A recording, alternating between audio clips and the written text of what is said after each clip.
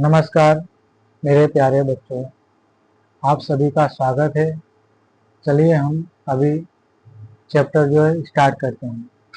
जैसा कि हमने आपको बताया था, कल से हम अपने चैप्टर जो है स्टार्ट करेंगे और उसके शब्दों की पकड़ देखेंगे।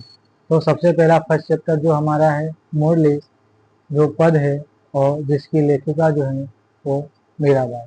चलो, जिसके पास किताब हो तो किताब लेके बैठने का, जिसके पास किताब नहीं है तो बिना किताब के भी सुन सकते हैं, लेकिन ध्यान से सुनने का। यदि आप ध्यान से सुनोगे तो ही आपको समझ आएगा, वरना नहीं।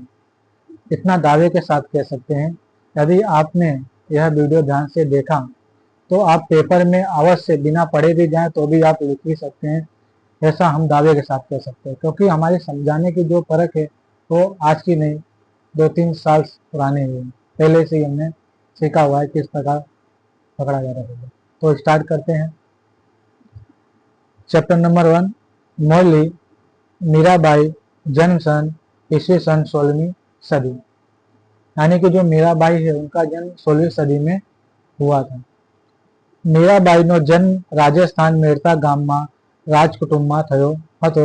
નાનપણથી જે તેમને કૃષ્ણ ભક્તિનો રંગ લાગ્યો હતો, તેમણે મેવાડ, બ્રજ અને દ્વારિકામાં સાધુ સંતો સાથે સત્સંગમાં कृष्णमय जीवन विताव्यो एम मनाए छे।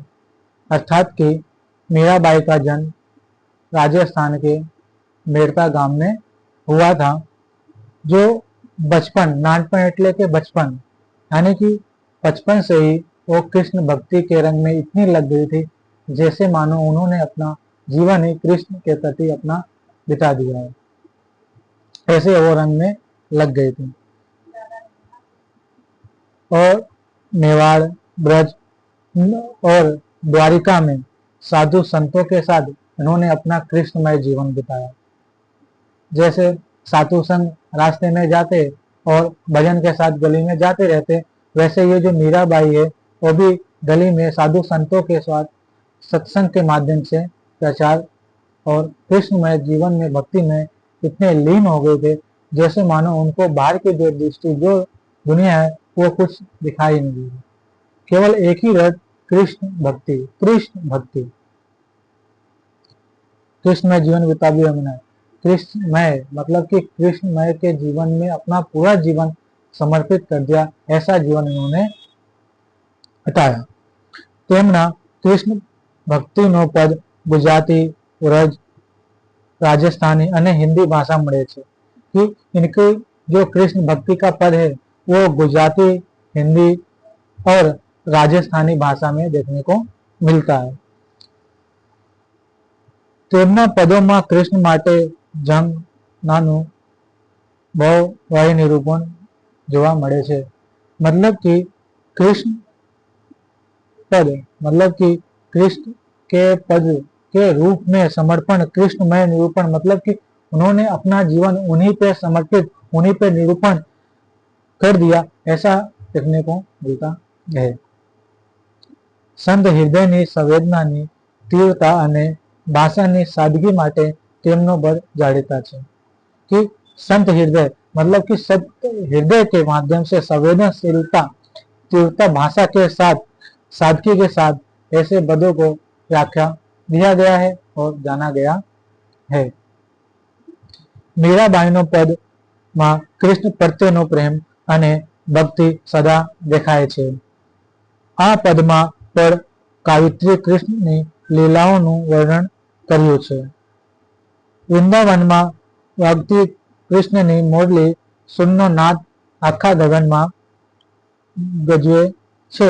ગોપીઓ પાસે કૃષ્ણ દધીના દાણ માંગે છે તો એ ગોપીઓને કૃષ્ણ વહેલો જે લાગે છે। કૃષ્ણની વૃંદાવનની રાસલીલાઓનું સુંદર વર્ણન મીરાબાઈ કરે છે। કૃષ્ણનું શણગાર અને રાસ સોનો થયેલા કરે છે। મીરાબાઈ કહે છે કે કૃષ્ણના દર્શન માત્રથી બધા દુઃખ દૂર થાય છે। ભક્તિના આ પદમાં મુરલીનો મહિમા ગાતા ગાતા મીરાબાઈ કૃષ્ણનું મહિમા પ્રકટ કરે છે। अर्थात कि संदर्भ में कहें तो मीराबाई पद में कृष्ण के प्रत्यय मतलब प्रेम, प्रत्यय के प्रेम, मीराबाई पद में कृष्ण के प्रति प्रेम और भक्ति हमेशा दिखाई देती है।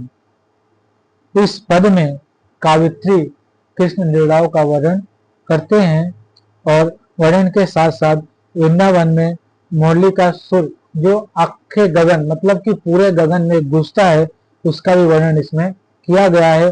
और गोपियों के साथ किस प्रकार दही का दान और किस प्रकार रास लीलाओं का वर्णन किया है वो पंक्ति के माध्यम से भी हम देखेंगे। तो चलते हैं, पंक्ति को स्टार्ट करने से पहले एक दो लाइन और है उसको भी हम सुनते हैं। जैसा कि कृष्ण दर्शन बद्धा दुख, मतलब कि कृष्ण के दर्शन से मीराबाई के जितने भी दुख दर्द थे वो सारे दूर हो गए और जो मीराबाई है कृष्ण के भक्ति के प्रति कृष्ण की महिमा को प्रकट करते हैं। तो चलिए हम अपने काव्य के माध्यम पद के माध्यम से भी स्टार्ट करते हैं। वागे छे रे वागे छे वृंदावन मुरली वागे छे तेनो नाद गगन में गाजे। अर्थात वागे छे रे वागे मतलब कि बजना या बजती, किसी किसी का शब्द होता है वागे रे वागे बटले सु मतलब कि बजती। तो वृंदावन में कृष्ण की जो मधुर बांसुरी है वो बजती है और इसकी जो आवाज है पूरे गगन में गूंजती है। जैसे मानो एक झरना की लहर जब आती है तो दूर तक सुनाई देती है, उसी प्रकार यह श्री कृष्ण की जो बांसुरी है पूरे गगन में गूंजती है। वृंदा ते वन ने मार्ग जता वहेलो गढ़ देवी ना मांगे छे। वृंदा ते वन में रास रचायो छे वहेलो रास मंडल में विराजे छे। के मार्ग, मार्ग એટલે કે रास्ता, जैसे कि आप वन की गलियों में जाओ ना तो वहां एक रास्ता बना रहता है उसे मार्ग बोलते हैं। मार्ग, मार्ग એટલે કે रास्ता। कि वृंदावन में जो वन होता है वहां पर रास्ता रहता है, उस रास्ते में गोपियां जाती रहती हैं, वहां पे श्री कृष्ण दही का जो है वो दान मांगते हैं। वृंदा ते वन में रास रच्यो छे वहेलो रास मंडल में रास है।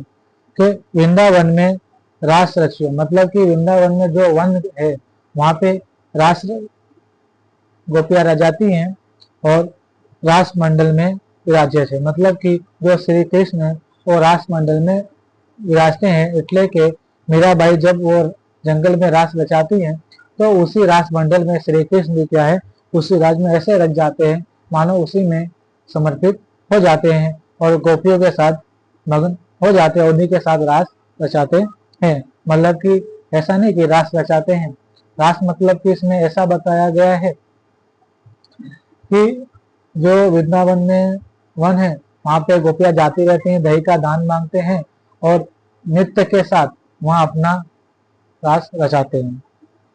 पीड़ा पीतम्बर जरगे सामो पीड़ो ते पटको विराजे छे।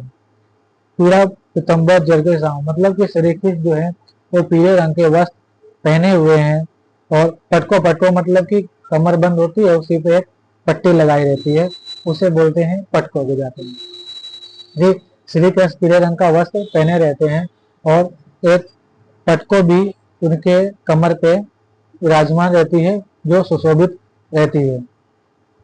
काने पे कुंडल मस्तक मुकुट मुख पर मुरली विराजे थे।